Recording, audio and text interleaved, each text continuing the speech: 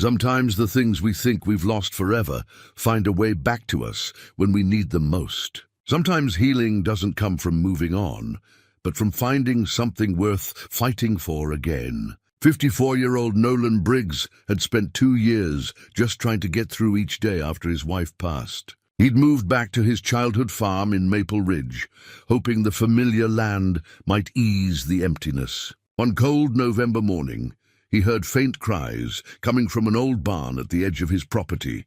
Inside, he found over 200 starving puppies, abandoned and desperate. What happened next brought an entire town together in ways no one expected. Could one broken man's choice to help these helpless creatures become the beginning of something beautiful? Before we continue, tell us where you're tuning in from. And if this story touches you, make sure you're subscribed, because tomorrow I've saved something extra special for you. The farmhouse still smelled like her sometimes. Nolan Briggs would walk through the kitchen in the early morning hours, half awake, and catch a trace of lavender, the hand lotion Diane had used for 30 years. Then he'd remember she was gone. 2 years, 3 months, and 16 days gone. But some mornings he forgot for just a moment, and those moments were both a gift and a fresh wound. He stood at the kitchen window now, watching the first grey light of November spread across the 70 acres that had been in his family for 3 generations. His father had worked this land until his hands couldn't grip the tools anymore. Nolan had left at 18, built a life elsewhere, but the farm had always been there, waiting, like a promise, like an anchor, like the last place left to go when everything else fell apart. The coffee maker sputtered behind him. Nolan turned, retrieved his mug, the one Diane had given him on their 20th anniversary. The glaze cracked now from years of use, and poured slowly, watching the dark liquid rise. These small rituals kept him tethered to something resembling normal life. "Dad, you up already?" Austin appeared in the doorway, his hair standing up in several directions, wearing the same sweatpants he'd had since college. 27 years old, and he still looked like a boy to Nolan sometimes. A boy who'd watched his mother waste away over 18 months of hospital visits and false hopes, and the terrible patience of cancer.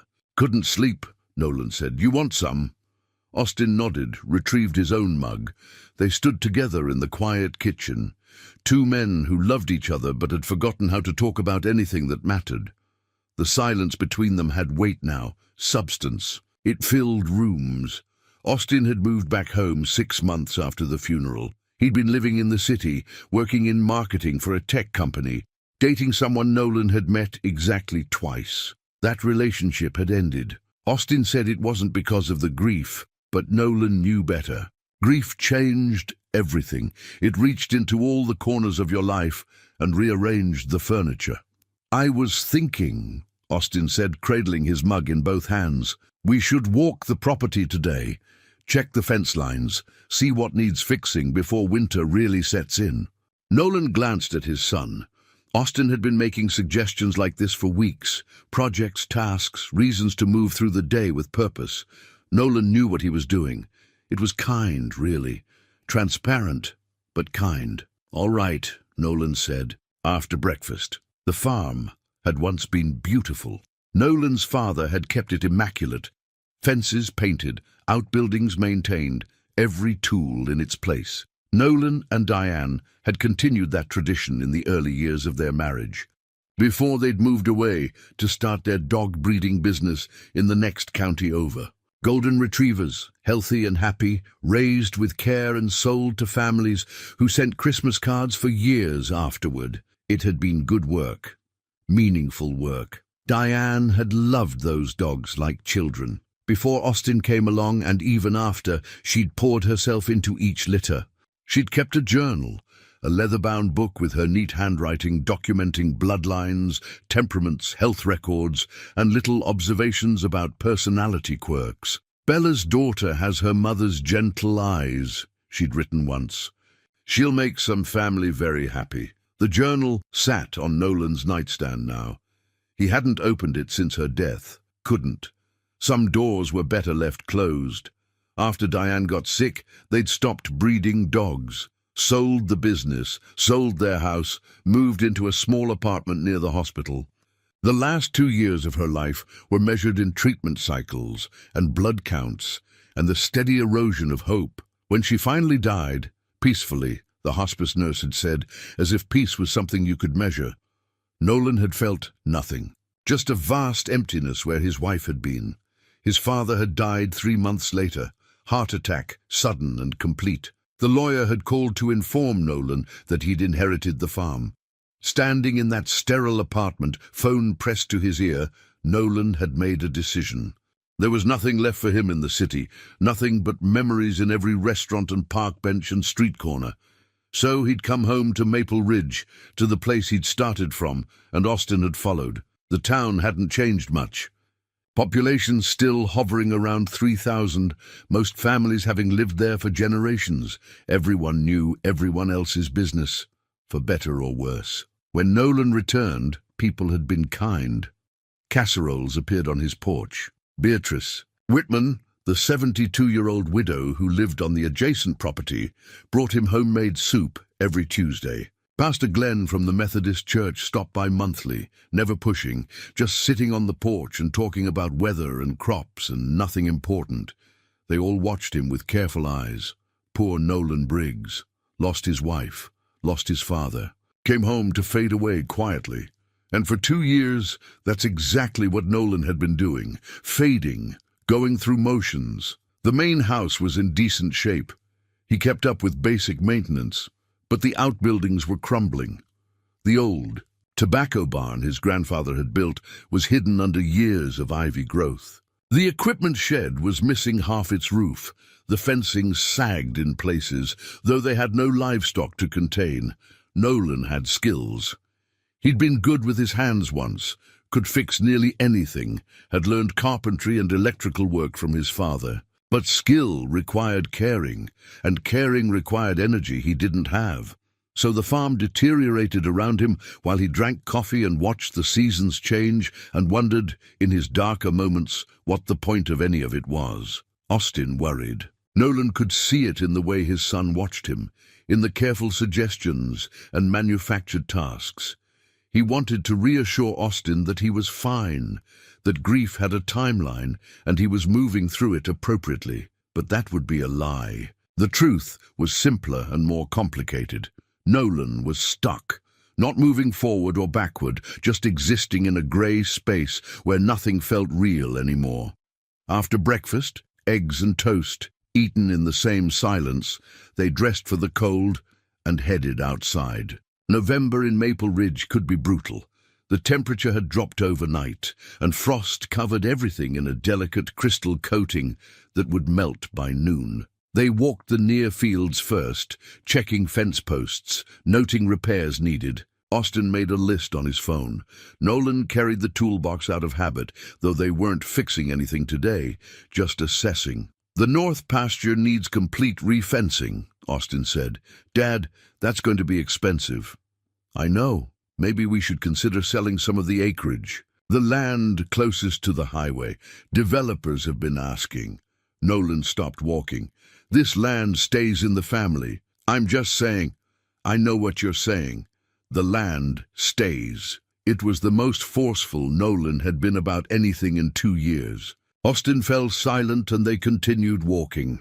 They moved toward the outer reaches of the property, areas Nolan hadn't visited in months. The path was overgrown, branches catching at their jackets. The morning was absolutely quiet except for their footsteps and the occasional bird call. Nolan's breath came out in white puffs. His hands were cold even in gloves. That's when they heard it, faint at first, almost imperceptible. A sound that didn't belong to November, or empty fields, or the gentle decay of an abandoned farm. Whimpering, soft and desperate and coming from somewhere ahead. Nolan stopped. Austin heard it too. "What is that?" Austin asked. Nolan was already moving toward the sound, his pace quickening.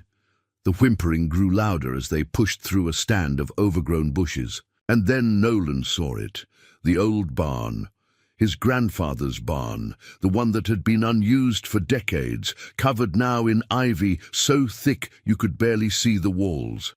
The sound was coming from inside. The barn doors were closed, secured with a rusted padlock that looked new despite its weathered appearance. "Dad, what?" But Nolan was already heading back toward the house, moving faster than Austin had seen him move in months. He returned minutes later with bolt cutters, breathing hard from the exertion. Without a word, he positioned the cutters on the padlock and squeezed. The lock resisted, then snapped. Nolan pulled the doors open. The smell hit them first, waste and fear and sickness. Then their eyes adjusted to the dim interior, and they saw what was making the sound. Puppies. Dozens and dozens of puppies, maybe more than 100, in makeshift wire pens and cardboard boxes and just loose on the filthy barn floor. Small bodies pressed against each other for warmth, empty food bowls scattered everywhere, water dishes tipped over or bone dry. And the eyes, so many eyes, looking up at them with desperate hope. "Oh my God," Austin whispered. Nolan stood frozen in the doorway, his mind trying to process what he was seeing. This couldn't be real.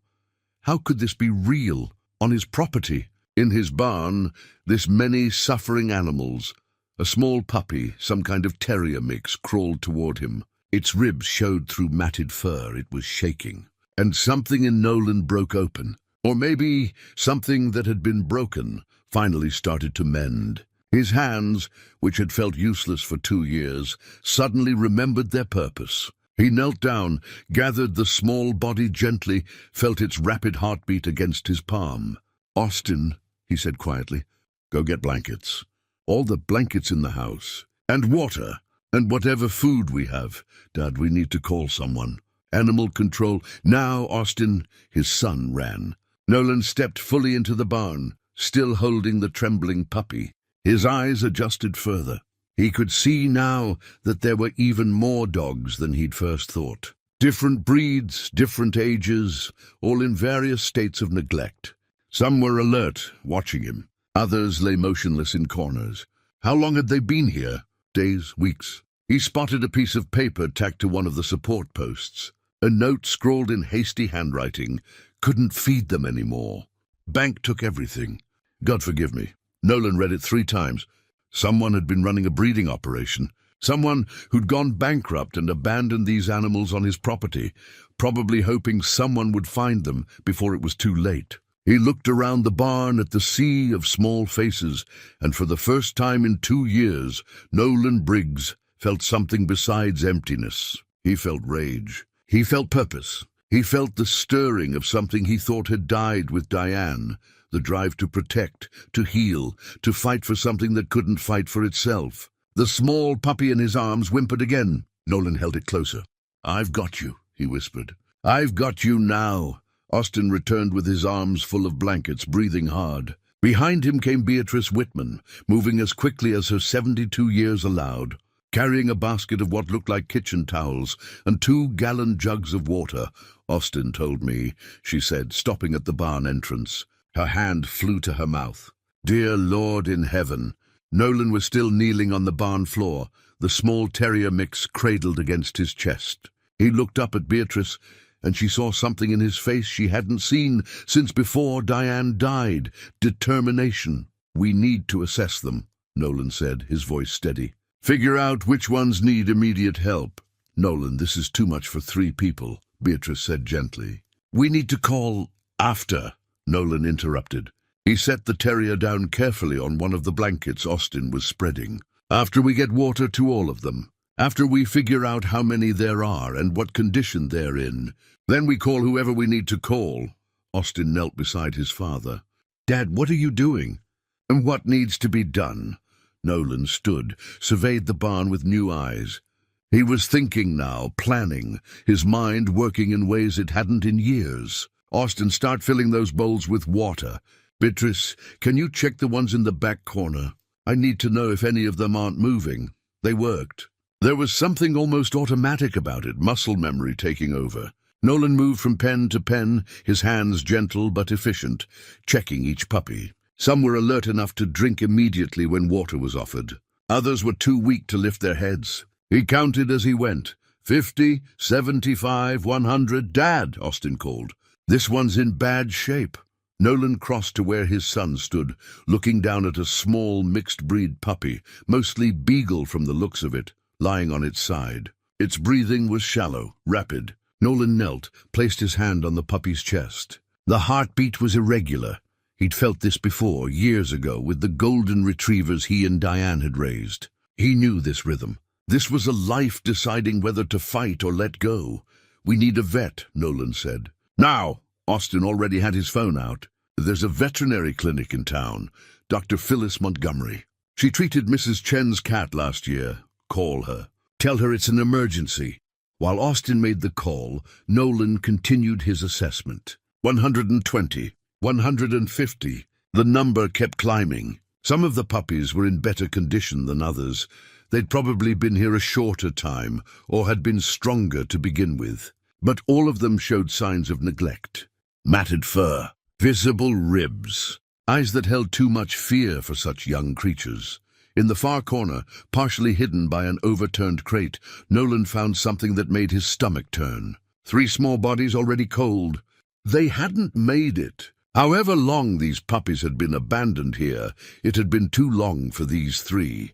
He stood there for a moment, looking down at them. Such small things, such preventable deaths. The rage he'd felt earlier intensified, mixed now with grief that felt familiar and foreign at the same time. This grief had an outlet. This grief could be transformed into action. "Dr. Montgomery is on her way," Austin said, appearing beside him. He saw what Nolan was looking at and went quiet. "We need something to bury them in," Nolan said softly. "Dad, after we help the ones we can still save." By the time they'd given water to all the puppies they could find, the final count was 207 living animals. Dr. Montgomery's truck was pulling up the long driveway. She was a woman in her early 60s, grey hair pulled back in a practical ponytail, wearing jeans and a fleece jacket with the clinic logo on it. She took one step into the barn and stopped. "Jesus, Mary and Joseph. We found them about an hour ago," Nolan said. "I'm Nolan Briggs. This is my property, but these aren't my dogs." Dr. Montgomery set down her medical bag and pulled out her phone. "I'm calling the county animal control. This is beyond anything I've seen in 30 years of practice." "That one first," Nolan pointed to the beagle mix that was barely hanging on. "Can you help that one first?" Something in his voice made her pause. She looked at him, really looked at him, and seemed to understand something. She nodded, crossed to the puppy and knelt down. "Get me more light," she said. "And hold him steady." Nolan held the small body while Dr. Montgomery examined it, listening with her stethoscope, checking vitals, moving with practiced efficiency. Austin stood nearby with his phone flashlight pointed at them. Beatrice had moved outside to call Pastor Glenn. "He's severely dehydrated," Dr. Montgomery said. "Malnourished. Possible pneumonia. I can give him fluids, antibiotics, but his chances—" She looked up at Nolan. "I won't lie to you. His chances aren't good, but they're not zero. No, they're not zero. Then we try." She prepared an IV, inserted it with the skill of long practice. The puppy didn't even react, too far gone to feel pain.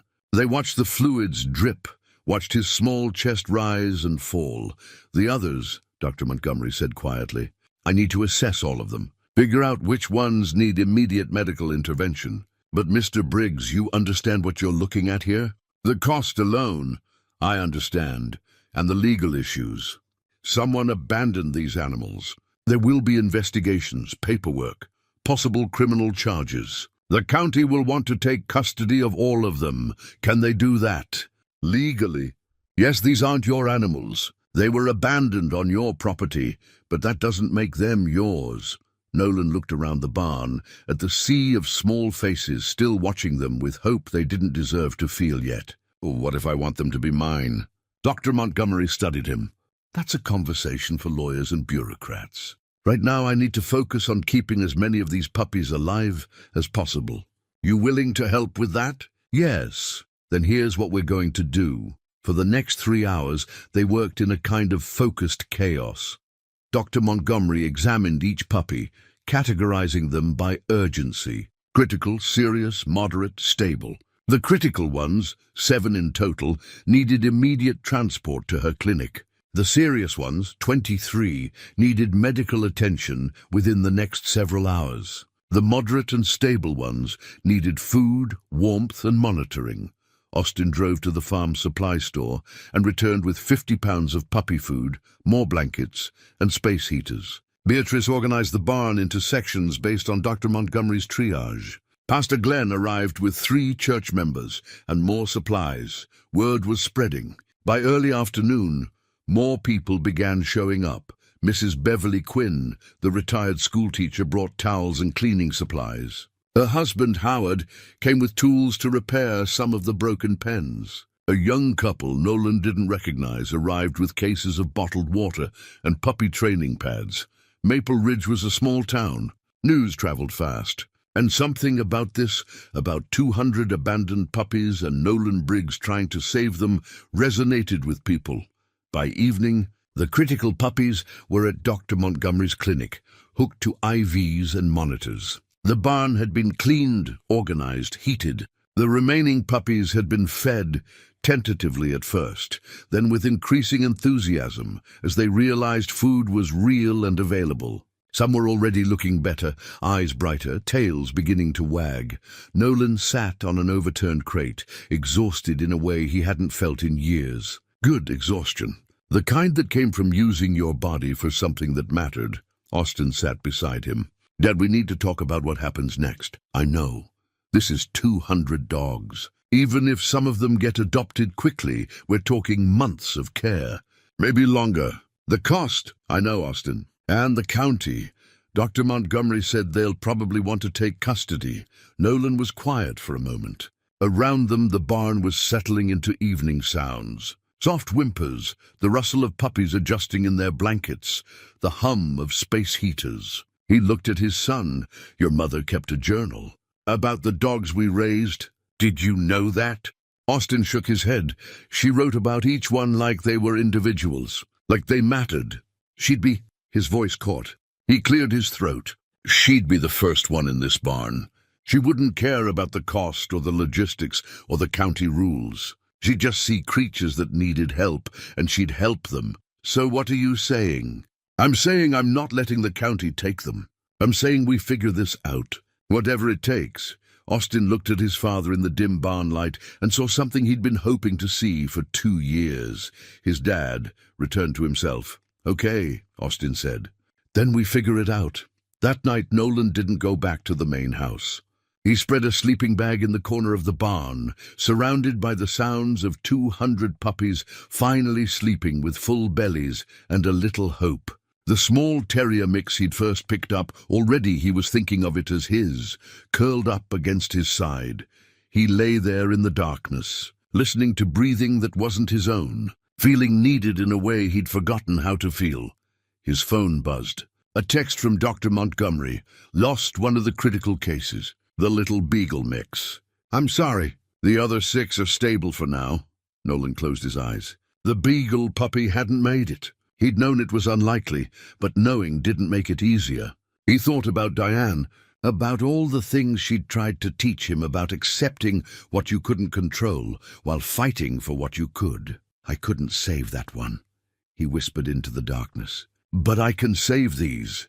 The terrier puppy stirred against him, made a small sound in its sleep.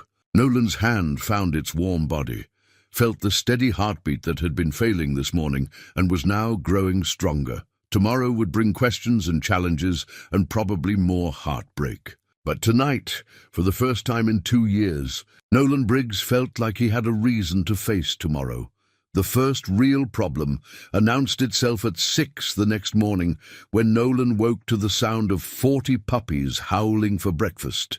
He sat up in his sleeping bag, disoriented for a moment, then remembered where he was. The barn, 206 puppies, a responsibility he'd taken on without fully thinking through what it meant. His back ached from sleeping on the floor. His muscles protested as he stood. He was 54 years old, and his body was reminding him of that fact with every movement. But the puppies were crying, and crying puppies needed to be fed. Austin appeared in the doorway carrying 2 bags of dog food. His hair was wet from a shower, and he looked more alert than he had any right to be. I ordered more supplies online last night. Should be here this afternoon. In the meantime, I bought out everything the feed store had. You went to town already. Couldn't sleep.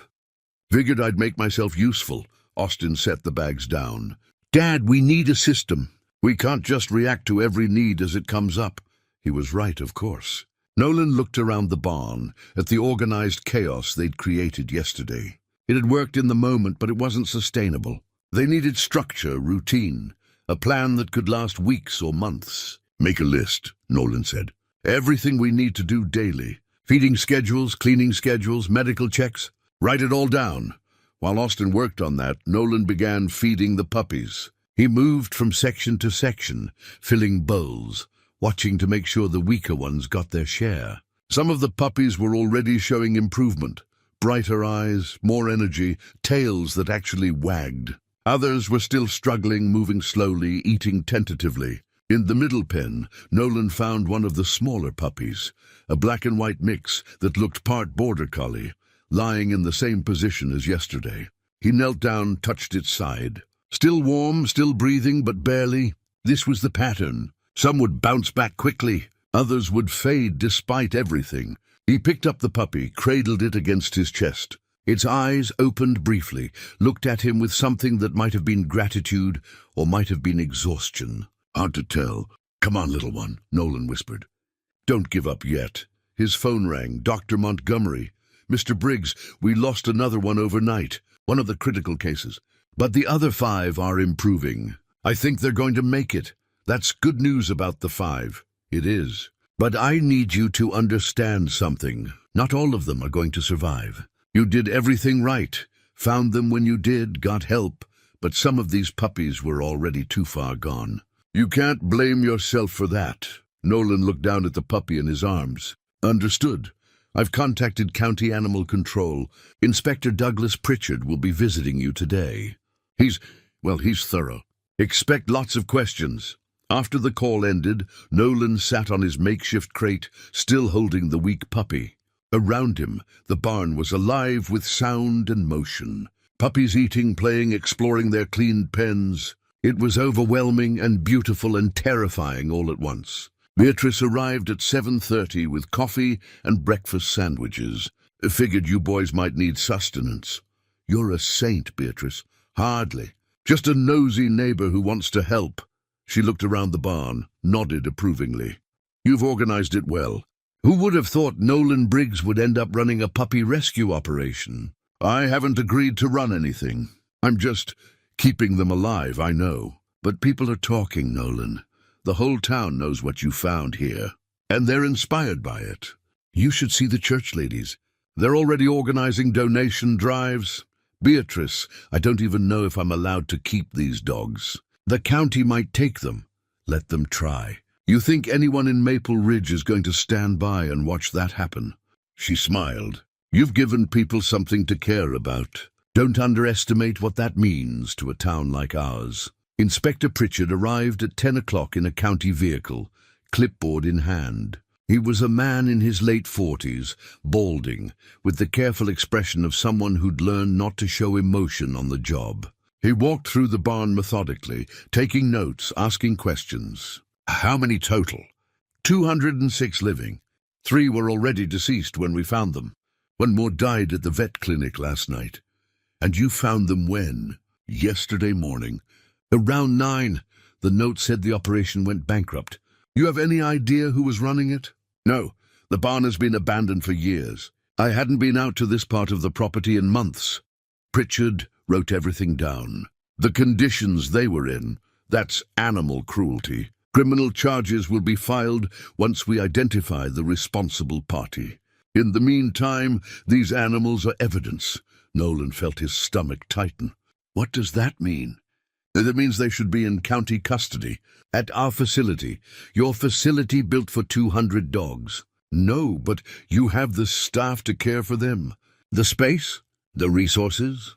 Pritchard's jaw tightened. Mr. Briggs, I understand you've done a good thing here. But there are procedures, regulations.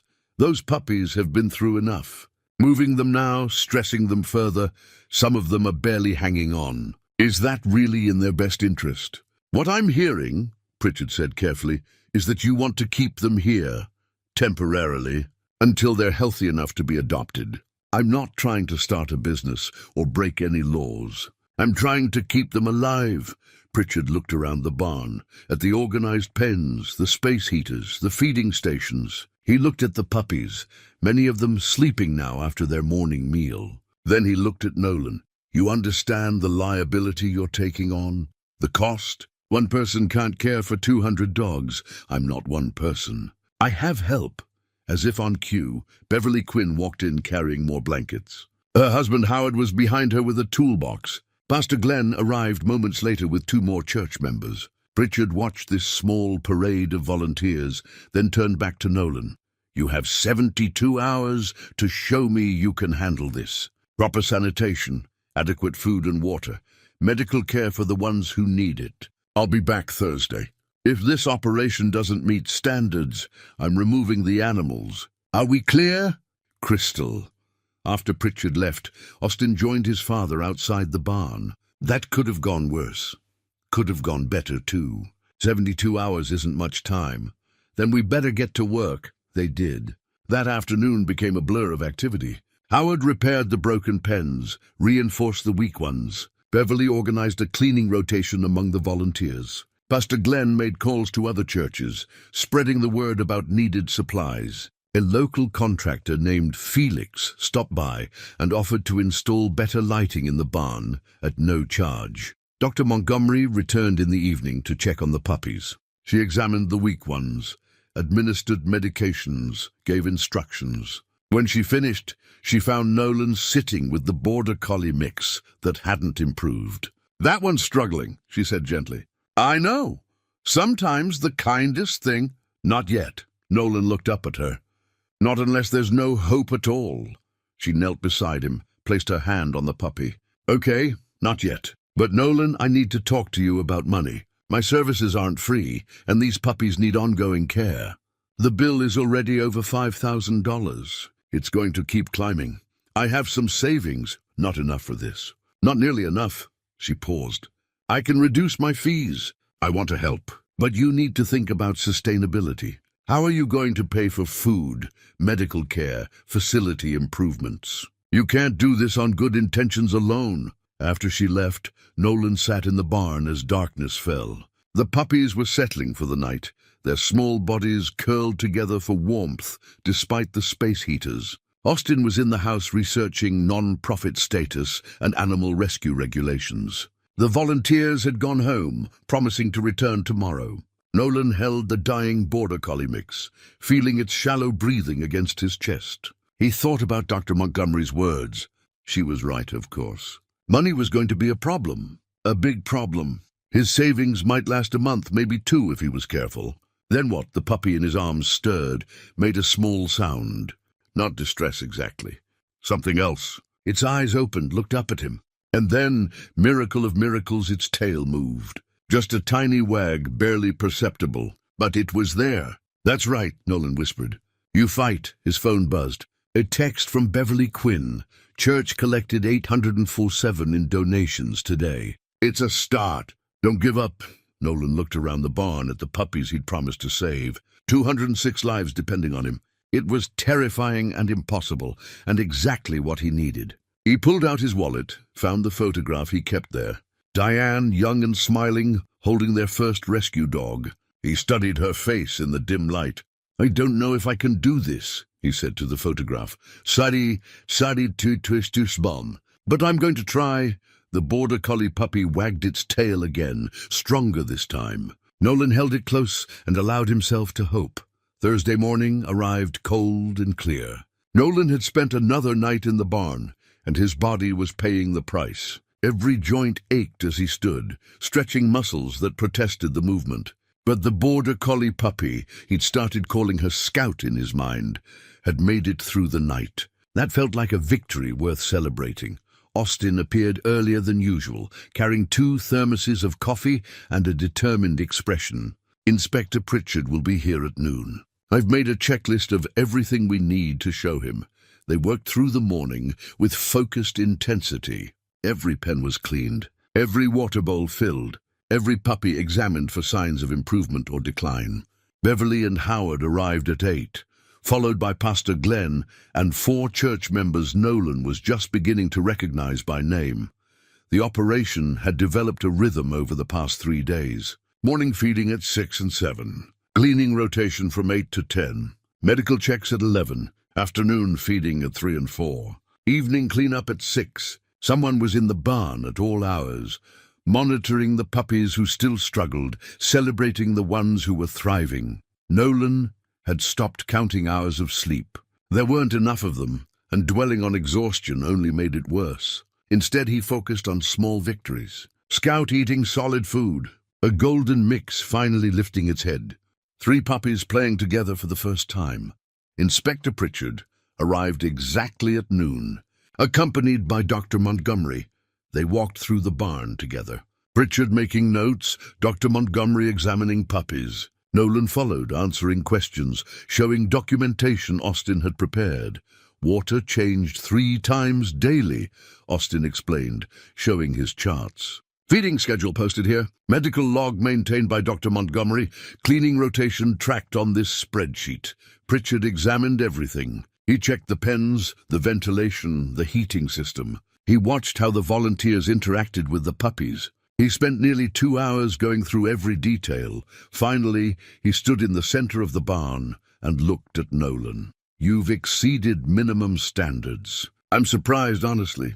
3 days ago, this was a disaster. Now he paused, searching for words. It's functional. Does that mean we can keep them here? Austin asked, temporarily. But Mr. Briggs, you need proper licensing. You're running what amounts to an animal shelter without authorization. I can give you 30 days to file the necessary paperwork and meet all regulatory requirements. After that, we revisit this situation. After Pritchard left, Nolan sat down heavily on his crate. 30 days. It felt like both forever and no time at all.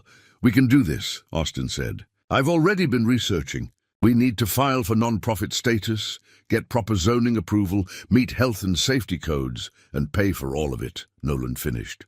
Austin, the money is coming in. Look, Austin showed his phone. Beverly set up a donation page online. We've raised $3,000 in 2 days. The Maple Ridge Gazette wants to do a story. Pastor Glenn says 3 other churches have committed to monthly donations. Nolan stared at the numbers on the screen. $3,000. It seemed like a fortune and a drop in the bucket simultaneously. Dr. Montgomery's bill alone was already past $8,000. That evening, a reporter named Jennifer Wu from the Gazette arrived with a photographer.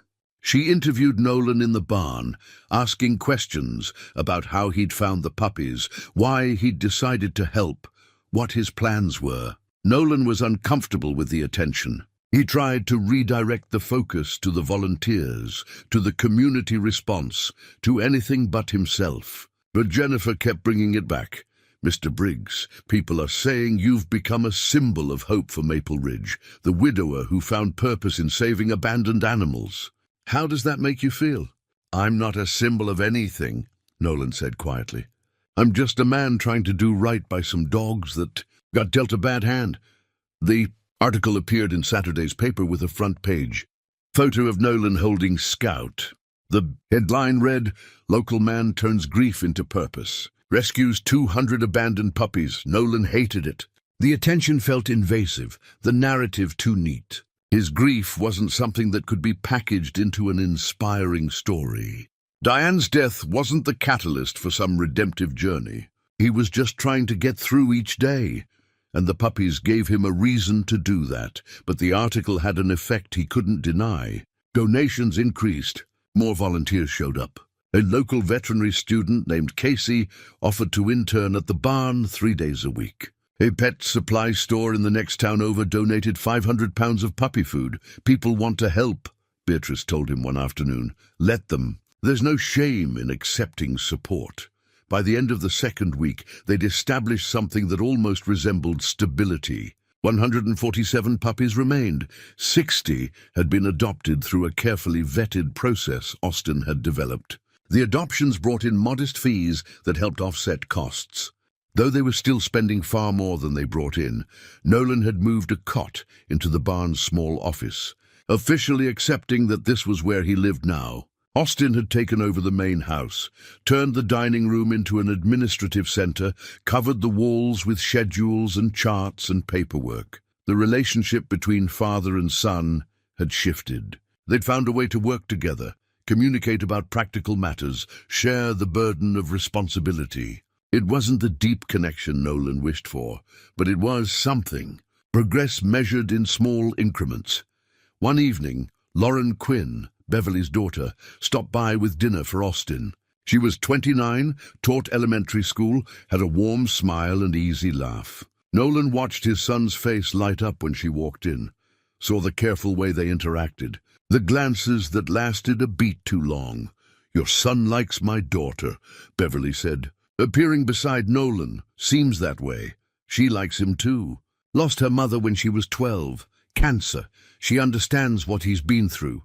Nolan glanced at Beverly, saw the hope in her eyes. "You matchmaking, Beatrice. I'm observing. There's a difference." She paused. "He's a good young man, your Austin.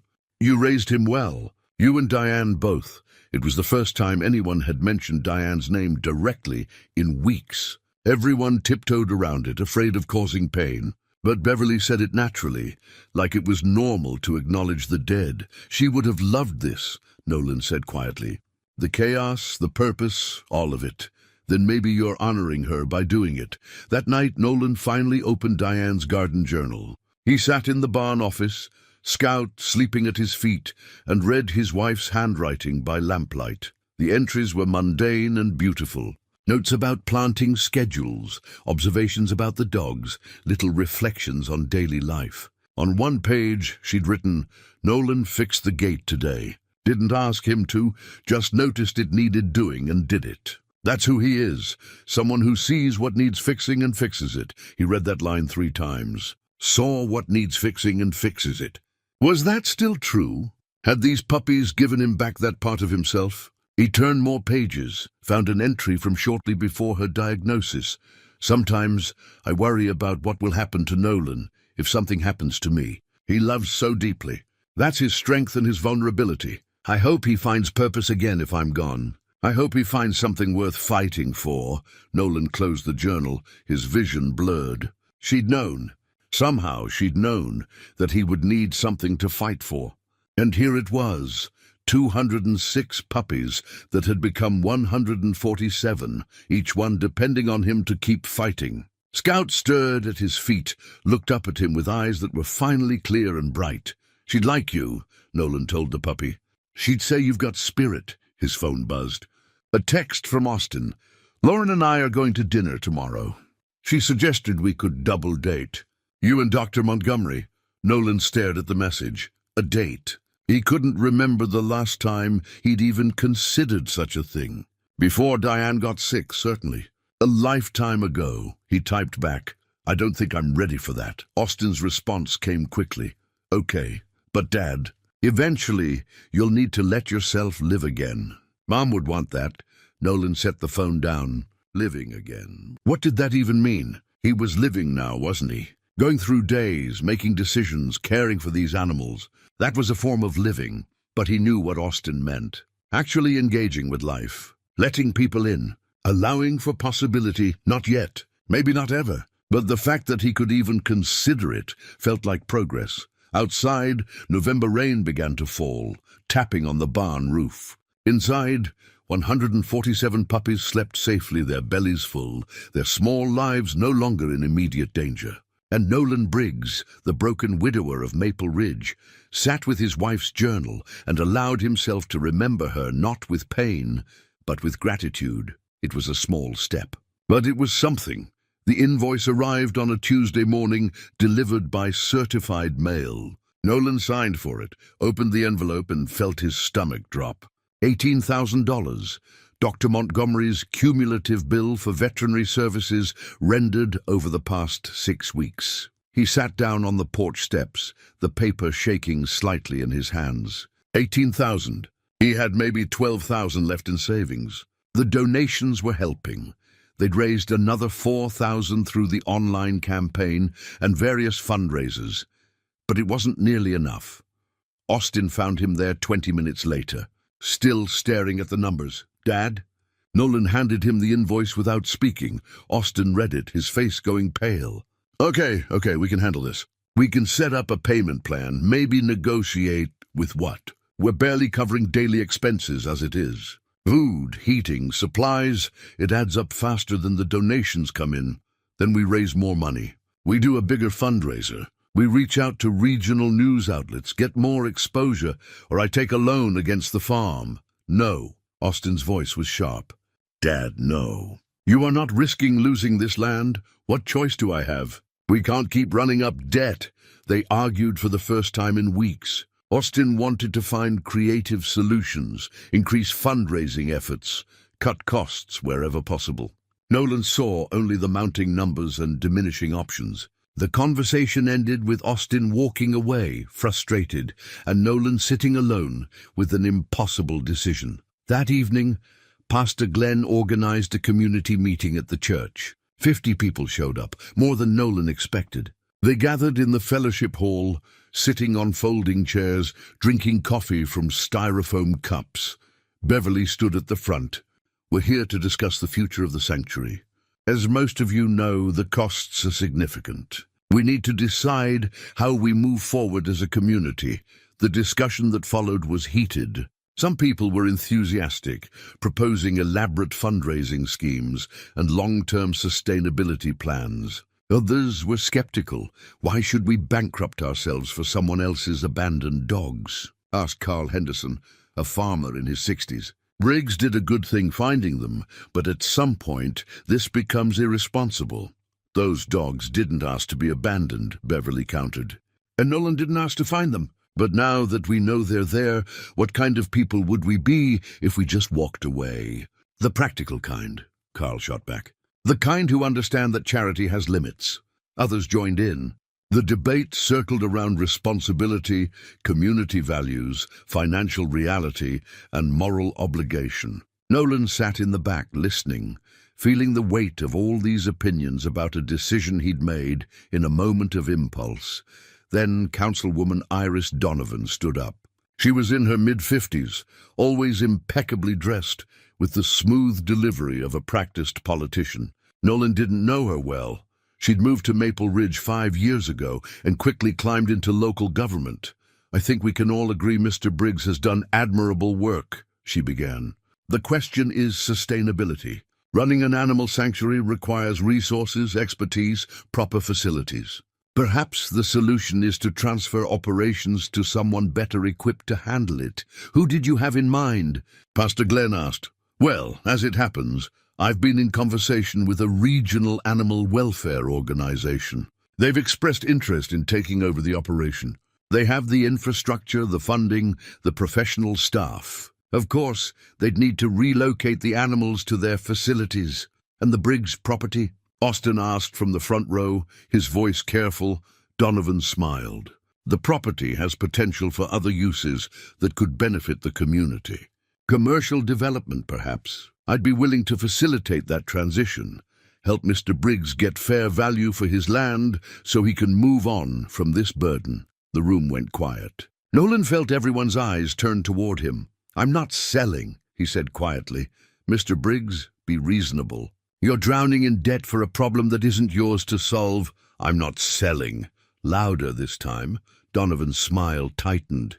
Then we'll need to discuss other options. Perhaps mandatory inspections, stricter oversight, ensuring you're meeting all regulatory requirements. He's meeting them, Dr. Montgomery interrupted, standing up. I've documented everything. The sanctuary exceeds minimum standards in every category, for now. But what about next month, next year? Mr. Briggs, I'm trying to help you see reality. Reality is, those puppies are alive because of my father, Austin said, standing as well. Reality is, this community came together to support something good. Reality is, we don't need your help or your development plans.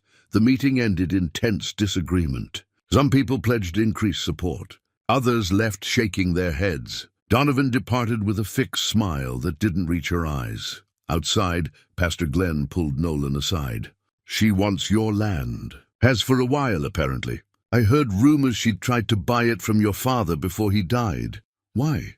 Location. It's close to the highway. Could be valuable for commercial development. She probably saw an opportunity when you inherited it. Nolan drove home in silence, Austin beside him. The night was cold, stars sharp overhead. When they reached the farm, Austin finally spoke. We're not giving up, I know. And you're not selling. I know that too. In the barn, Scout greeted him with enthusiastic tail wagging. The puppy had gained weight, her coat was shiny, and she followed Nolan everywhere. Dr. Montgomery said she could be adopted soon, but Nolan kept finding reasons to delay that conversation. He did his evening rounds, checking on each section. Casey, the veterinary student, was working late, monitoring a new arrival, a puppy someone had found on the roadside and brought to the sanctuary. Word had spread that the Briggs place took in strays. How's the new one? Nolan asked. Stable. Scared, but no major injuries. He'll be okay with time and care. Casey looked at him. I heard about the meeting. People are talking. I imagine they are. For what it's worth, most of them support you. Donovan's always been... She paused, choosing words carefully. She sees everything as an opportunity. This is just another one to her. After Casey left, Nolan sat with Scout in the quiet barn. He thought about Donovan's offer, about the easy way out it represented. Sell the land, take the money, let someone else handle the problem. Walk away from all of it, except he couldn't. Not just because it was his family's land, though that mattered, but because walking away now would mean abandoning these animals who'd already been abandoned once. It would mean giving up on the purpose he'd found, the healing that had started. His phone rang. Dr. Montgomery. Nolan. I've been thinking about the bill. I can cut my fees in half going forward. And I'll set up a payment plan for what you already owe. No interest. Phyllis, you can't afford... Neither can you. But we're doing this together, right? That's what community means, she paused. I lost my husband 8 years ago. Threw myself into work because I didn't know what else to do. This sanctuary, helping you with it, it's given me something I didn't know I was missing. So don't argue with me about money. We'll figure it out. After she hung up, Nolan sat in the darkness and felt the knot in his chest loosen slightly. He wasn't alone in this. He'd forgotten what that felt like. Having people who cared enough to share the burden. Scout put her head on his knee. He stroked her ears, feeling their soft texture. Your mom would like Dr. Montgomery, he told the puppy. She'd say the grumpy ones usually have the biggest hearts. Outside, winter wind rattled the barn walls. Inside, 147 puppies slept safely.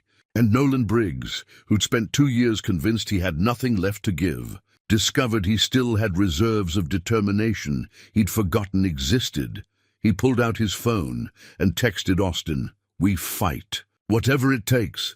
The response came quickly. "Whatever it takes." "I'm with you, Dad." Nolan closed his eyes and allowed himself a moment of gratitude. For his son, for this community, for these animals that had given him a reason to keep going.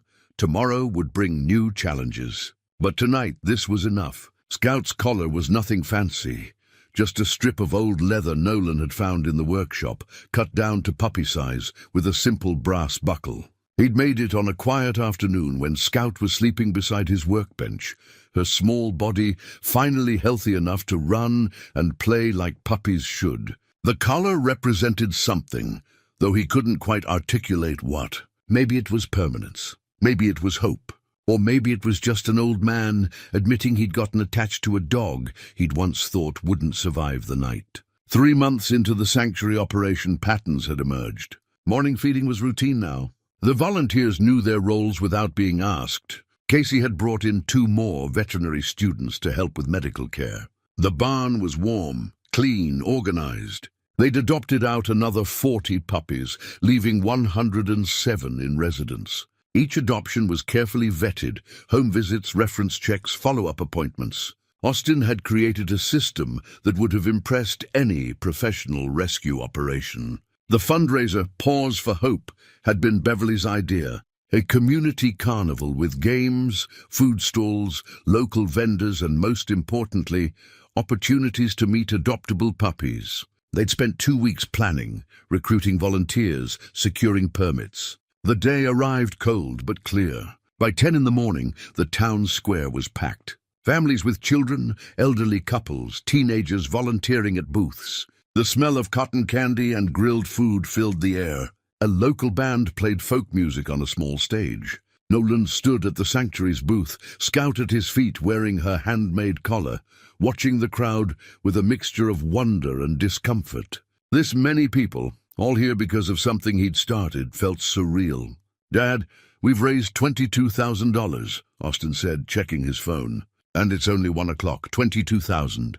Nolan tried to process the number. It would cover Dr. Montgomery's bill, with money left over for operations. It was more than he'd hoped for, more than seemed possible. Councilwoman Donovan arrived at 2, accompanied by a photographer. She wore an expensive coat and carried a large check, made out to the sanctuary for $5,000. The photographer positioned her next to Nolan for photos. "Smile, Mr. Briggs," she said through her own practiced smile. "This is good publicity for both of us." Nolan smiled because refusing would look churlish, but something about her presence felt wrong. Too calculated. Too performative. After the photos, she lingered. "Impressive turnout. You've really captured the community's imagination. People are generous. They are. Though I wonder about long-term sustainability. These emotional responses fade, you know. 6 months from now, will they still be donating? Will they still care?" She paused. "My offer still stands, Mr. Briggs. Let professionals handle this. You could walk away with dignity intact, not interested." Her smile never wavered. "We'll see." After she left, Dr. Montgomery appeared at his elbow. "That woman is trouble. I'm starting to realize that. I did some digging. She's been buying up property along the highway corridor. Has plans for a shopping complex. Your land is the last piece she needs for road access." Dr. Montgomery crossed her arms. "She's not going to give up easily." The carnival continued into evening. By the time they counted final donations, the total had reached $35,000, more than enough to pay the veterinary bill and cover operations for several months. That night, volunteers and supporters gathered at the barn for an impromptu celebration. Someone brought champagne. Pastor Glenn offered a blessing. People laughed and hugged and shared stories about the puppies they'd adopted or helped care for. Nolan stood slightly apart, watching. Austin and Lauren were together, his arm around her shoulders, her head leaning against him. They'd been dating officially for 3 weeks now, and Nolan could see the careful way they navigated grief and hope together. Beverly found him in his usual corner. "You did good today." "We all did." "No, Nolan, you gave people something to believe in. Don't minimize that." He wanted to deflect, to redirect credit elsewhere, but her expression stopped him. She wasn't making polite conversation. She was telling him something she needed him to hear. "After my husband died," Beverly continued, "I spent 2 years barely leaving the house. Stopped teaching. Stopped seeing friends. Just stopped. Then one day, Lauren came over and told me I had to make a choice. Keep disappearing or find something to live for." She looked at the puppies sleeping in their pens. "You chose to live. And you helped the rest of us remember how to do that too." The celebration wound down. People drifted home with promises to return tomorrow. Austin and Lauren left together, heading to dinner. The barn grew quiet except for puppy sounds and the hum of heaters. Nolan sat with Scout, feeling the day settle around him. $35,000. Community support. Systems that worked. For the first time since finding the puppies, sustainability seemed possible. His phone buzzed. An unknown number. He answered. "Mr. Briggs? This is Felix Grayson. I'm an attorney in Millbrook County. I represent the creditors of Gerald Finch's estate." Nolan's stomach tightened. "I'm listening." Mr. Finch operated a dog breeding business that went bankrupt last year. We've recently discovered that approximately 200 dogs from his operation were relocated, without authorization, to your property. As creditors of his estate, we're entitled to recover assets. Those dogs are assets, Mr. Briggs. Those dogs were dying when I found them, abandoned, starving. Nevertheless, they belong to Mr. Finch's estate. We're prepared to offer you 2 options. Return all remaining dogs to our custody, or pay fair market value, $75,000. That's insane. That's the law, Mr. Briggs. You have 2 weeks to decide. After that, we'll be forced to pursue legal remedies. He paused. I should mention the families who adopted dogs from you. They'll be contacted as well. Those adoptions were unauthorized. The animals will need to be returned. The call ended. Nolan sat in stunned silence, the celebration's joy evaporating like morning fog. Austin returned an hour later to find his father still sitting in the same spot, Scout in his lap. Dad, what happened? Nolan explained. The creditors, the demand, the threat to contact adoptive families. Austin's face went from confusion to anger to determination. We fight this. With what? We just got out of debt and now they want $75,000? Then we hire a lawyer. We make them prove ownership. Austin stopped, seeing his father's expression. Dad, you're not actually considering giving them the dogs? I'm considering that we might not have a choice. There's always a choice. But as Nolan lay awake that night, staring at the barn ceiling, he wasn't sure that was true. They'd come so far, built so much, and now it could all be taken away by lawyers and technicalities and the cruel machinery of bankruptcy law. Scout slept beside him, her small body warm against his side. He thought about the families who'd adopted puppies, the elderly man who'd found companionship, the young couple who sent weekly photos, the single mother whose daughter had bonded with a shy retriever mix. All of them would be contacted. All of them would be asked to return their dogs. It was unthinkable, cruel, but apparently legal. He reached for his wallet, pulled out Diane's photograph. In the dim light, her smile seemed both encouraging and heartbreaking. I don't know how to fix this one, he whispered to the image. I don't know if I can. Scout stirred, looked up at him with trusting eyes that said he'd saved her once and would save her again. Nolan closed his eyes and prayed, something he hadn't done since Diane died, for wisdom, for strength, for a way through this that didn't end in heartbreak for everyone involved. Outside, winter stars wheeled overhead. Inside, 107 puppies slept, unaware that their safety had just become uncertain again. The legal summons arrived 3 days later, delivered by a process server who looked apologetic as he handed Nolan the papers. Official, binding, terrifying in its bureaucratic precision. Austin read through the documents twice, his jaw tightening with each page.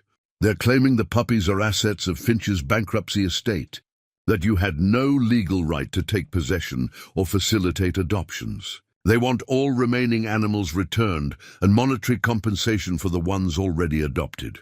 Can they do that? Apparently they think so. Austin set the papers down. We need a lawyer. A good one. The lawyer they found, pro bono, through Pastor Glenn's connections, was Felix Grayson, ironically the same name as the attorney who'd called representing the creditors. Different person, fortunately. This Felix was younger, maybe 35, with earnest eyes and an aggressive approach to animal welfare law. This is complicated, he said, sitting in Nolan's kitchen, documents spread across the table. Legally, abandoned property can be claimed by whoever finds it, but animals occupy a grey area. They're property under the law, but they're also living beings with welfare considerations. So what are our options? Austin asked. We argue that the animals were in imminent danger, and you acted out of necessity. We argue that Finch abandoned them, relinquishing any ownership rights. We argue that the creditors can't claim proceeds from what amounts to animal cruelty. He paused. But I need to be honest. This could go either way, and it's going to take time and money we might not have. After Felix left, Nolan walked to the barn. Scout followed, her presence a small comfort. Inside, the puppies were having their afternoon feeding. Volunteers moved between pens, talking softly, filling bowls. Normal operations continuing despite the crisis. Casey approached him. I heard about the legal trouble. Is it true they might take the dogs? Maybe. That's insane. These animals were dying. You saved them. Apparently that doesn't matter to bankruptcy courts. That evening, something else emerged. Austin was researching Gerald Finch, trying to find any information that might help their case. What he discovered made everything more complicated. Dad, Finch wasn't just some random breeder. He was, Austin looked up from his laptop. He was your cousin. Second cousin, actually. Grandpa's brother's grandson. Nolan felt the words like a physical blow. What? Gerald Finch. Born in Millbrook County, moved away for a while, came back and started the breeding operation about 8 years ago. Austin pulled up a family tree he'd found online. You would have known him when you were kids, probably. Nolan searched his memory. Gerald. The name stirred something. A skinny kid at family reunions, maybe. Someone he'd barely known, hadn't thought about in decades. Then it clicked. Not a kid at family reunions, an adult. 10 years ago, maybe 12, a man had shown up at the farm, asking Nolan's father for money. Said he was starting a business, needed investors. Nolan's father had refused, said the business plan was sketchy. The guy seemed unreliable. Nolan had been there for that conversation, had agreed with his father's assessment, had thought nothing more about it. Oh, God, he said quietly. What? He came here once, asked for money. We refused. Nolan sat down heavily. If I'd helped him then, Dad, no. You can't. If I'd helped him, maybe he wouldn't have gone bankrupt. Maybe those dogs wouldn't have been abandoned. Maybe... Stop! Austin's voice was sharp. You're not responsible for his choices. He ran an illegal breeding operation. That's on him, not you. But the guilt settled in anyway, heavy and familiar. Another failure. Another person he'd let down. The fact that Finch was family made it worse somehow. The news got around town quickly. Maple Ridge thrived on information, and information this juicy spread like wildfire. Nolan became aware of whispers, sidelong glances. The heroic narrative was complicating. Now he was the man who'd refused to help family, who might have prevented this whole mess if he'd been more generous. Councilwoman Donovan showed up at the farm 2 days later with a proposal. I've been in contact with the creditors, she said, sitting in Nolan's kitchen uninvited. I can make this go away. How? I pay off what's owed to Finch's creditors, the full $75,000 plus legal fees. In exchange, you deed this property to me. I'll run the sanctuary as a non-profit, hire proper management, ensure the dogs are cared for. You and Austin can stay involved if you want, but the liability and financial burden transfer to me, and you get the land. I get an investment property, yes, but everyone wins. The dogs stay safe. The creditors get paid. You're free of debt, she smiled. It's the practical solution, Nolan. I need to think about it. Don't think too long. The creditors are impatient. After she left, Nolan stood at the kitchen window, looking out at the barn. His grandfather had built that barn. His father had maintained it. 3 generations of Briggs had worked this land, and now it might slip away because of abandoned puppies and bankruptcy law. Austin found him there an hour later. Lauren's mom did some research. Turns out Donovan invested in Finch's breeding operation.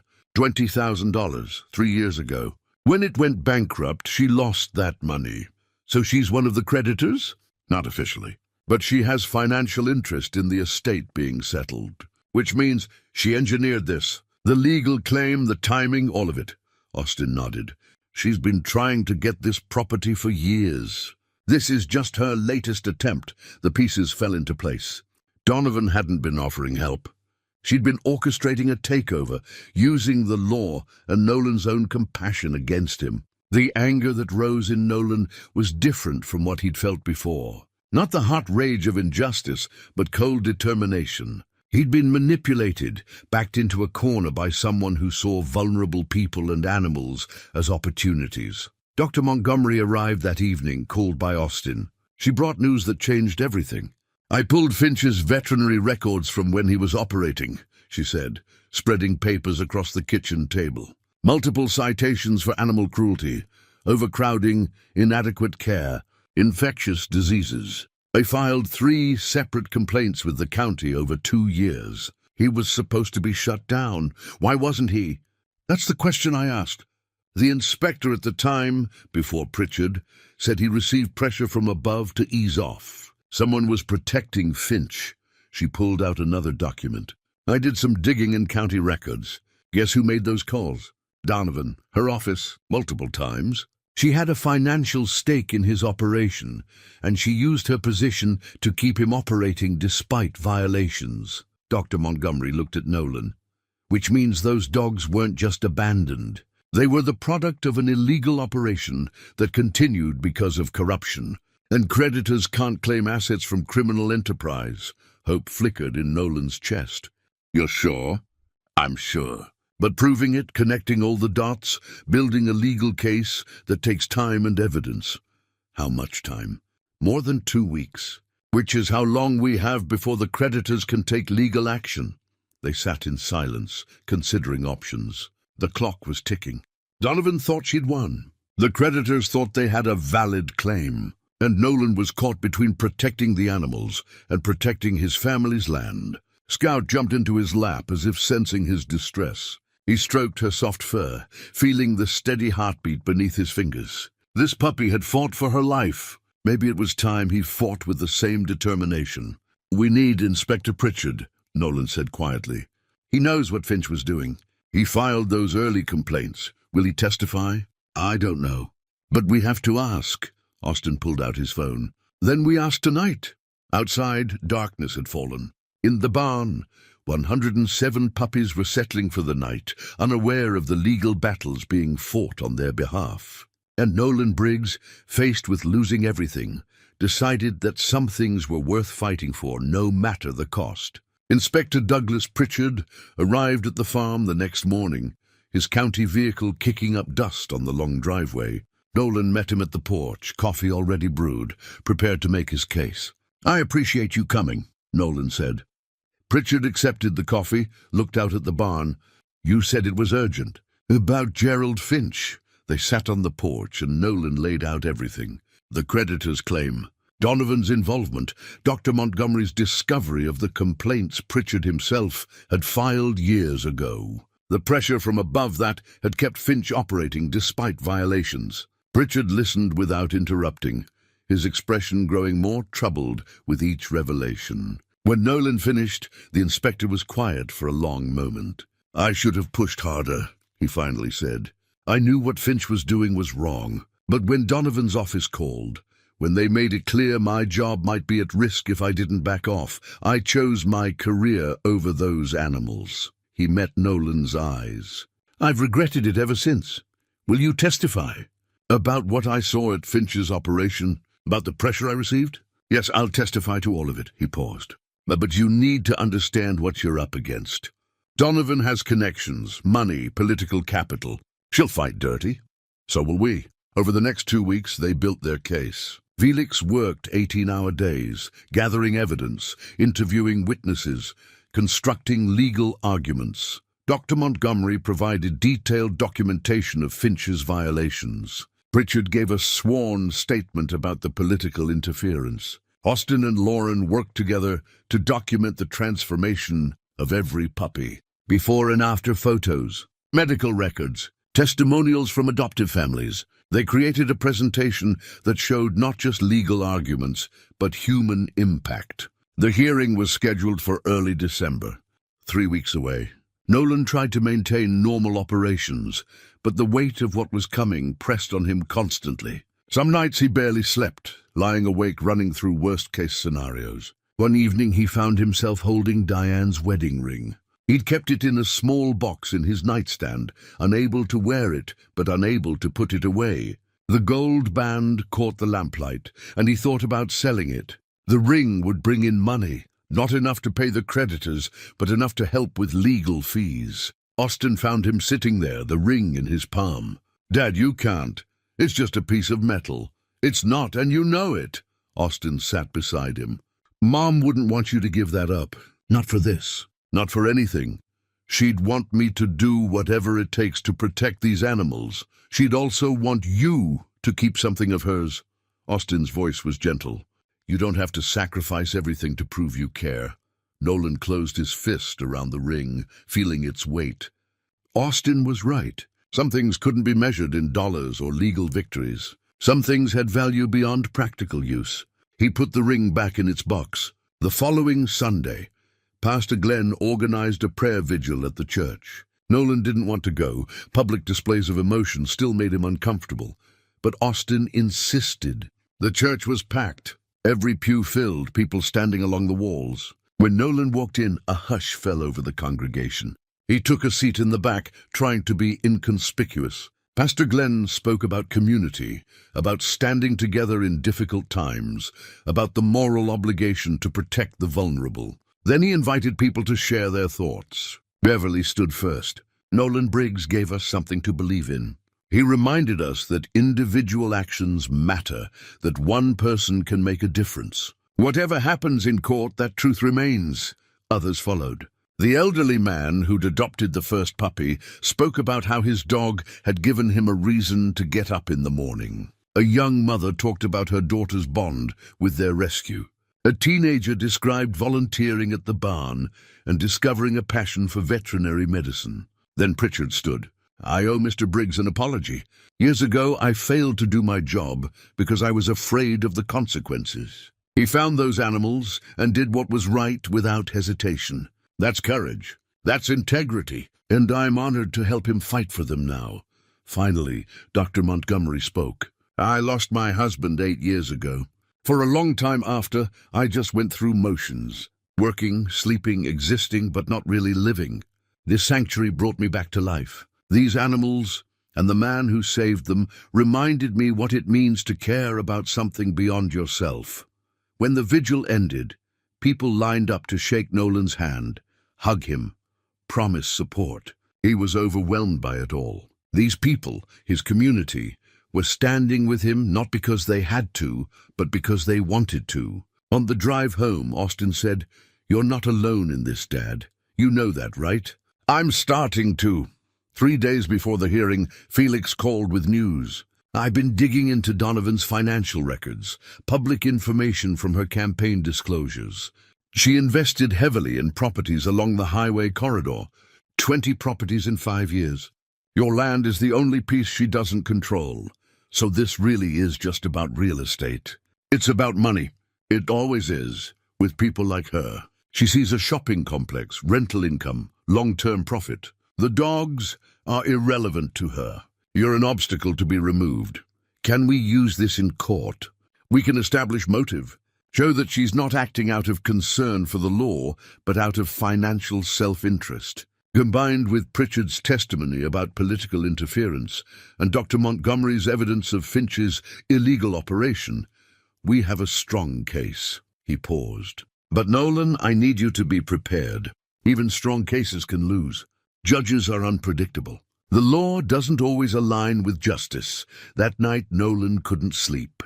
He got up at 3 in the morning and went to the barn. Scout followed, as she always did. Inside, the puppies were mostly sleeping. Soft breathing, the occasional dream whimper, the rustle of movement in straw.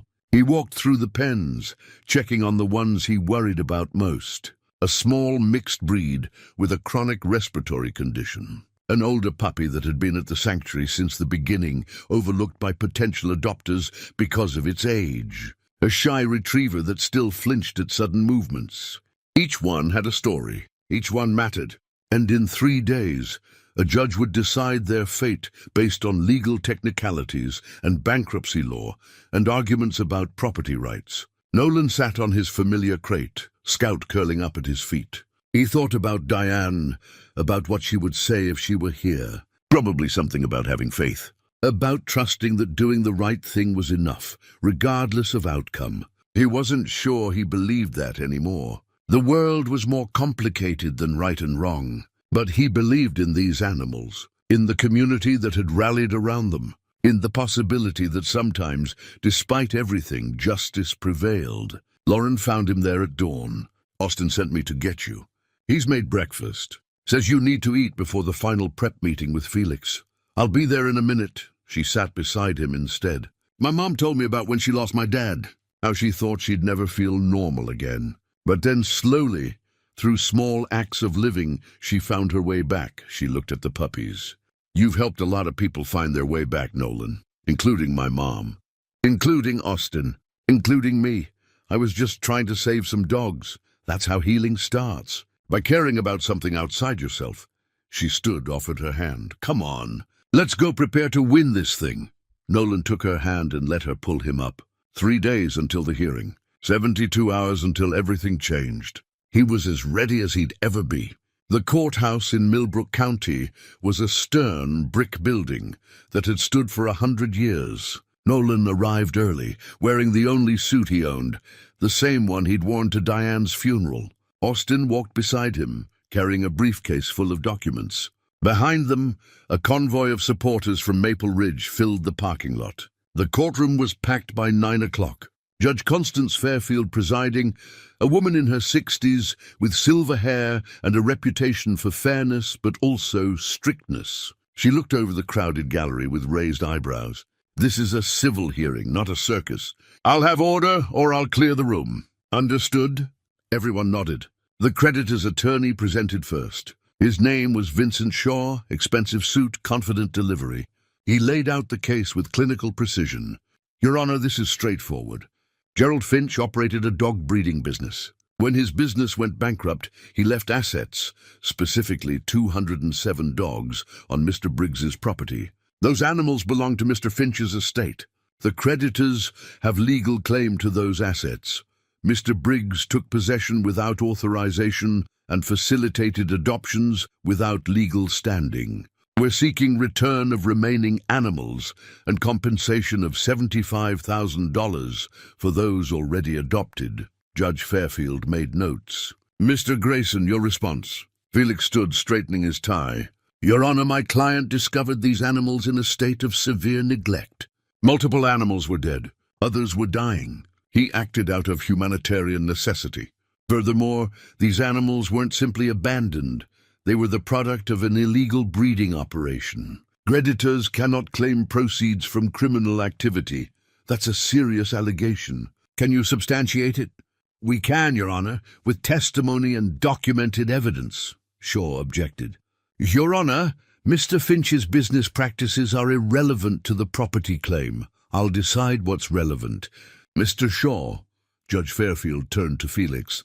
"Present your evidence." Felix called Dr. Montgomery first. She took the stand, was sworn in, and testified about the puppy's condition when she first examined them. Her testimony was detailed, professional, devastating.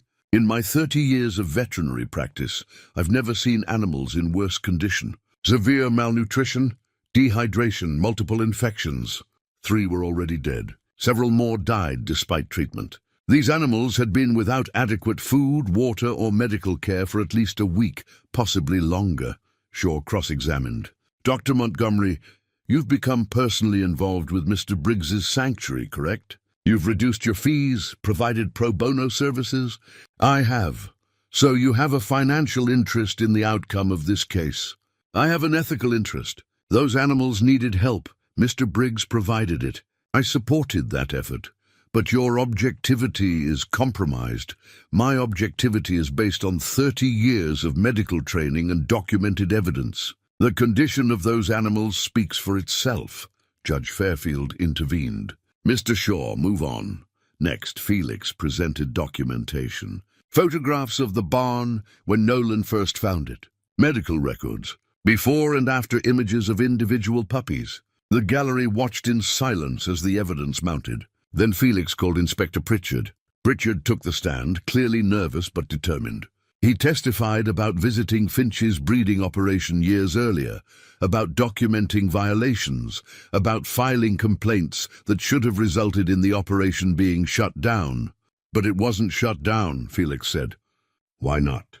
"I received calls from the county administrator's office. I was told to ease off, that Mr. Finch was working to correct the violations." "Was he?" "No, the violations continued.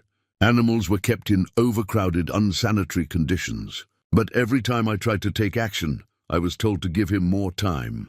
"Who specifically told you to ease off?" Pritchard hesitated then. "The calls came from Councilwoman Iris Donovan's office. She said Mr. Finch was a constituent, that he deserved a chance to comply with regulations." The courtroom erupted. Judge Fairfield's gavel came down hard. "Order! I will have order!" Shaw was on his feet. "Your Honor, this is completely inappropriate. Councilwoman Donovan is not on trial here, but her involvement is relevant to establishing the criminal nature of Mr. Finch's operation," Felix countered, "which directly impacts whether creditors can claim these animals as legitimate assets." Judge Fairfield called for a recess. I need to review this evidence. 30 minutes. During the break, Nolan stood outside the courthouse, breathing cold December air.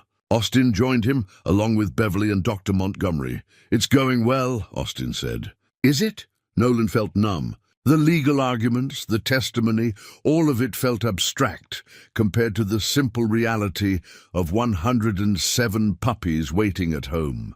Pritchard's testimony was powerful, Dr. Montgomery said. He connected Donovan to the illegal operation. That changes everything. When they reconvened, Judge Fairfield's expression was unreadable. She addressed Shaw first. Mr. Shaw, I've reviewed the evidence presented. The testimony regarding Mr. Finch's operation is troubling. Do your clients have any knowledge of the conditions under which these animals were kept? Your Honor, the creditors are simply seeking to recover assets. Assets obtained through potentially criminal activity. That's relevant, Mr. Shaw. She turned to Felix. Mr. Grayson, you've established that Mr. Finch's operation was problematic. But that doesn't automatically transfer ownership to Mr. Briggs. No, Your Honor. But it does establish that these animals were abandoned in life-threatening conditions, that my client acted to save them, and that the operation they came from was illegal. Under those circumstances, the creditor's claim lacks merit. I need to hear from Mr. Briggs himself. Judge Fairfield looked at Nolan. Mr. Briggs, please take the stand. Nolan's heart hammered as he walked to the witness box. He was sworn in, sat down, faced the judge. Mr. Briggs, in your own words, tell me what happened when you found these animals. Nolan took a breath. I heard them crying. My son and I were walking the property, and we heard whimpering from an old barn. When we got inside, his voice caught. He steadied himself. They were in bad shape, scared, starving. Some of them were dying. I didn't think about law or property rights. I just thought about keeping them alive. You took on significant responsibility. Why? Because they needed help. Because walking away wasn't an option. He paused. My wife died 2 years ago. Since then I've been lost. These animals gave me purpose again. A reason to get up in the morning. But more than that, they reminded me what it means to care about something outside yourself. Judge Fairfield studied him. And the families who adopted these dogs? You facilitated those adoptions? Yes, ma'am. With careful vetting, home visits, references, we wanted to make sure each puppy went to a good home. You understand that legally you may not have had the right to do that. I understand. But those puppies couldn't wait for lawyers to sort out property rights. They needed families. They needed homes. And those families, they needed those dogs too. The courtroom was silent. Judge Fairfield made notes, her expression giving nothing away. Thank you, Mr. Briggs. You may step down. Shaw stood for cross-examination. Mr. Briggs, you mentioned your wife's death affected you deeply. Would you say you were in an emotionally vulnerable state when you found these animals? Felix objected. Relevance, Your Honor. I'm establishing Mr. Briggs's state of mind, which affects his decision-making capacity. Judge Fairfield allowed it. Answer the question, Mr. Briggs. I was grieving, yes. Still am, but finding those puppies didn't cloud my judgment. It clarified it, Shaw pressed on.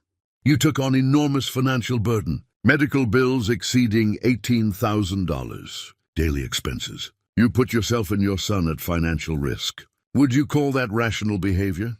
I'd call it the right thing to do, even if it meant potentially losing your family's property. Nolan met Shaw's eyes. Those animals didn't choose to be born into a bad situation. They didn't choose to be abandoned. Someone had to choose to help them. I chose. And I'd make the same choice again. Shaw switched tactics. You're aware that Gerald Finch was your cousin? The courtroom stirred. Nolan saw Austin stiffen in his seat. I learned that recently, yes. And you're aware he approached your father for financial help years ago? Help that was refused? I am. So, in a sense, your family's refusal to help Mr. Finch contributed to his financial difficulties, which led to him abandoning these animals. Wouldn't you agree? Felix was on his feet. Your Honor, this is outrageous. But Nolan spoke before the judge could rule. No, I don't agree. Gerald Finch made his own choices. He chose to run an illegal operation. He chose to mistreat animals. He chose to abandon them when things got hard. Those were his choices, not mine. Not my father's. Shaw looked satisfied, like he'd gotten what he wanted. No further questions.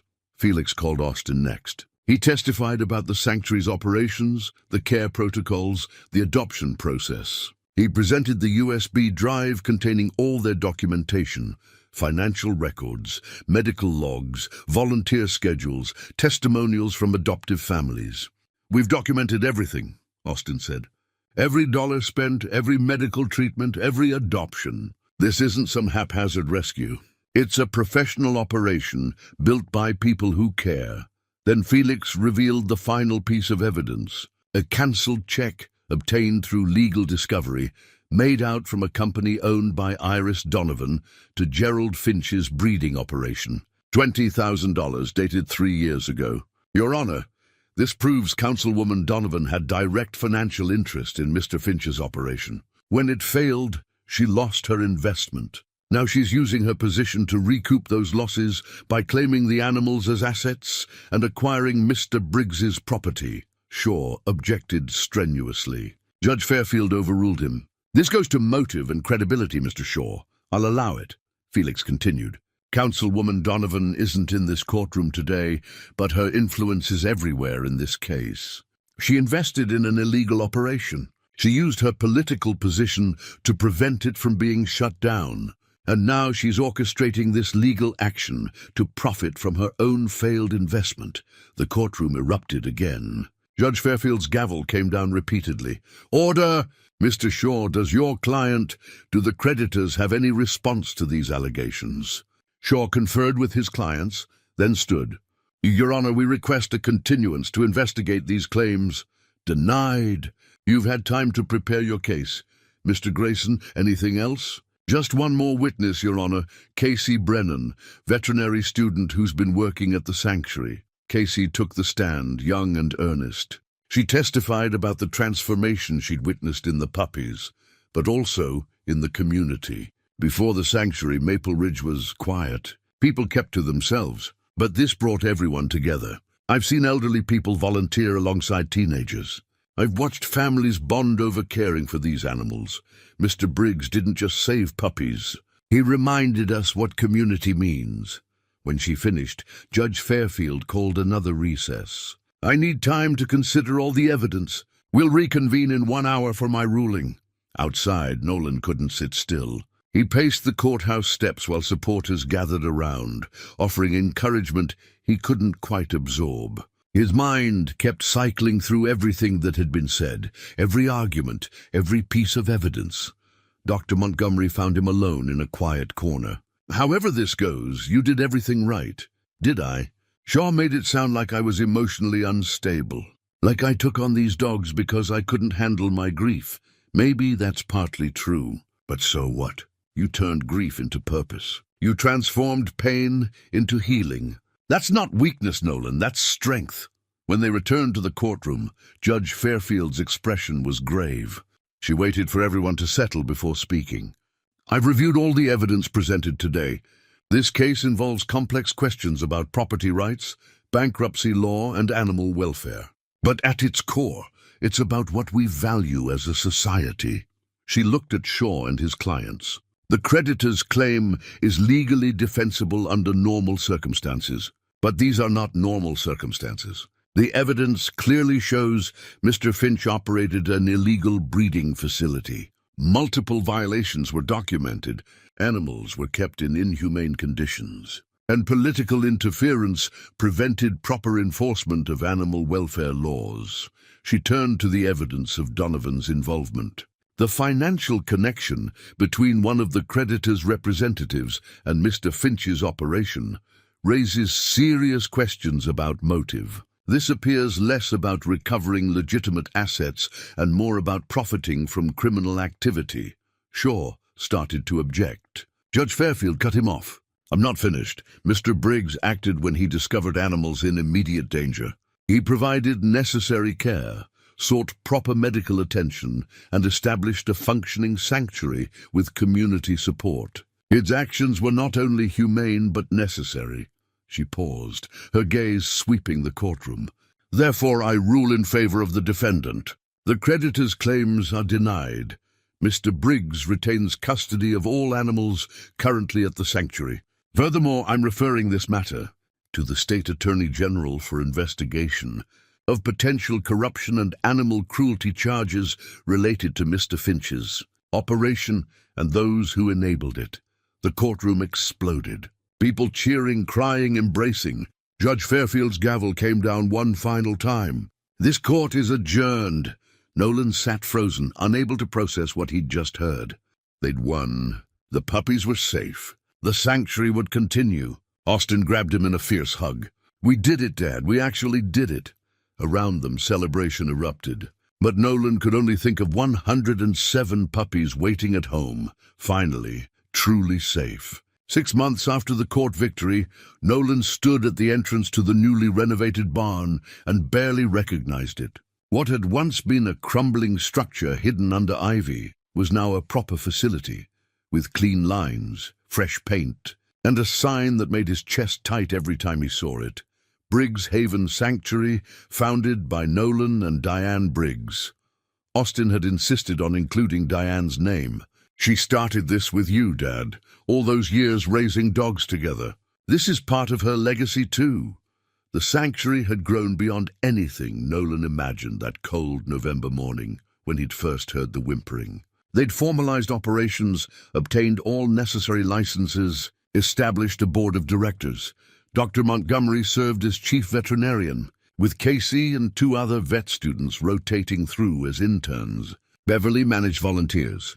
Pastor Glenn handled community outreach. All 207 original puppies had been adopted or, in a few cases, had found permanent homes at the sanctuary. But word had spread. Now they received calls weekly from across the region. Abandoned animals, neglected strays, situations where no one else would step in. The sanctuary had become a safety net for the forgotten. Nolan walked through the main building, checking on the current residents.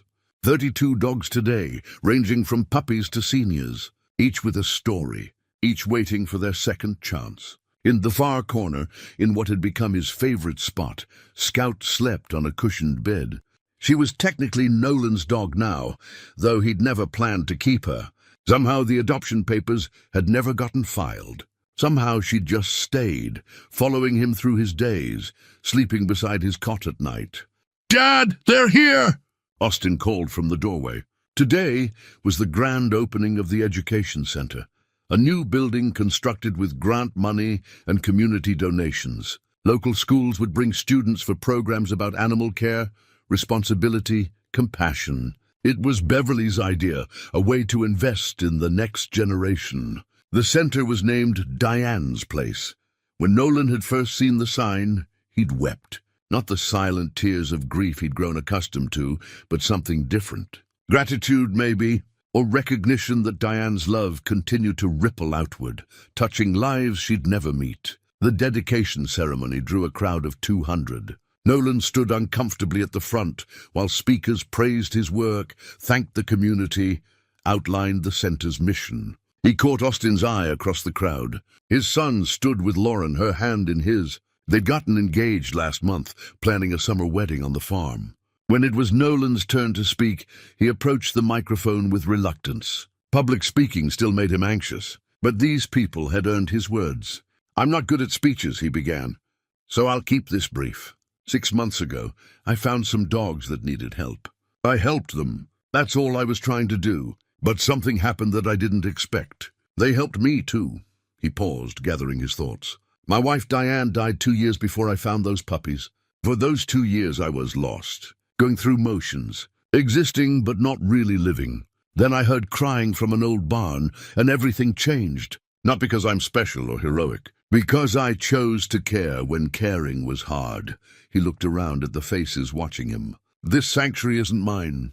It belongs to all of you. Every person who volunteered, who donated, who showed up when it mattered. You built this. I just opened the door." After the ceremony, people lingered. Children played with adoptable puppies in the exercise yard. Adults toured the new facility. The local news interviewed volunteers. It felt more like a community celebration than a formal opening. Nolan found himself alone for a moment, standing by Diane's memorial plaque mounted near the center's entrance. Her photograph smiled out at him, the same photo he'd carried in his wallet, now enlarged and framed. "Quite a day," Dr. Montgomery said, appearing beside him. "She would have loved this. I think she does love it." "Wherever she is," Dr. Montgomery smiled. "You've created something lasting here, Nolan, something that will help animals and people for years to come. We created it, all of us. True, but you were the catalyst. You were the one who chose to act when action was needed." She paused. "I've been meaning to tell you I'm grateful. This work, being part of this sanctuary, it gave me back something I thought I'd lost. Purpose, connection, joy." After she left, Nolan walked to the old barn, the original structure where everything had started. They'd kept it standing, renovated it into a quiet space for reflection. Inside, photographs lined the walls. Before and after images of the 207 puppies. Updates from adoptive families. The growing story of Briggs Haven. Scout followed him inside, her nails clicking on the wooden floor. She was healthy now, well-fed and happy, with a shine to her coat and confidence in her step. Seeing her transform had been one of the great joys of these past months. Austin found him there an hour later. "People are starting to leave. They want to say goodbye. I'll be there in a minute. Dad, I wanted to tell you Lauren and I have been talking about the wedding. We'd like to have it here on the farm, with Scout as ring bearer." Nolan looked at his son, saw the young man he'd become, strong, capable, happy in ways he hadn't been since Diane died. "Your mother would love that, I know. That's why we want to do it." Austin sat beside him on the bench. "You know what I realized? These past 6 months we've talked more than we did in the previous 2 years combined. Working together, building this place, it brought us back to each other. It brought me back to myself." They sat in comfortable silence, listening to the sounds of the sanctuary winding down for the evening. Dogs barking, volunteers saying goodbye, the gentle rhythm of a place that had found its purpose. That night, after everyone left, Nolan walked the property one last time, past the new education center with Diane's name above the door, past the renovated barn where 207 puppies had once fought for survival, past the main house where Austin and Lauren would soon start their married life. He stopped at Diane's grave, marked by a simple stone under an old oak tree. Scout sat beside him, leaning against his leg. "I did it," he said quietly to the stone. "I found something worth fighting for, just like you hoped I would." The evening star appeared in the darkening sky. A cool breeze rustled through the trees, and Nolan Briggs, who'd once thought his life was over, stood on land his grandfather had worked, surrounded by evidence that healing was possible, that purpose could be found, that sometimes the things we save end up saving us. Scout whimpered softly. Nolan reached down, stroked her soft fur. "Come on, girl. Let's go home." They walked back to the barn together, man and dog, both rescued, both healing, both exactly where they needed to be.